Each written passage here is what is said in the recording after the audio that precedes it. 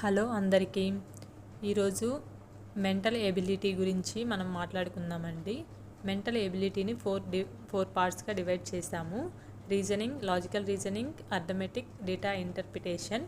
రీజనింగ్లో వచ్చేసి analogy, odd man out, coding, decoding, series, blood relations, directions, arrangements, ranking, వెంచిత్రాలు, logical diagrams, dice, clocks, calendar, missing numbers, పటాల సంఖ్యను లెక్కించుట, BODMAS rule, దీర్ఘగణాలు, సమగణాలు.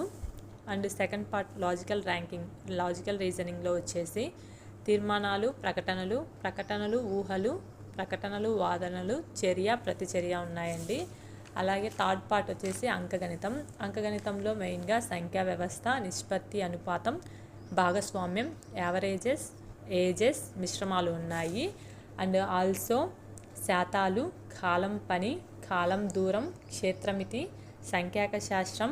అండ్ ఆల్సో మనం వీటి గురించి ఎక్స్ప్లెయిన్ చేసుకుంటాము. అండ్ లాస్ట్ వన్ వచ్చేసి డేటా ఇంటర్ప్రిటేషన్ గురించి నేర్చుకుంటాము. మీకు నేను ఇది మొత్తము 50 డేస్లో కవర్ చేస్తానండి, ఈ సిలబస్ మొత్తము.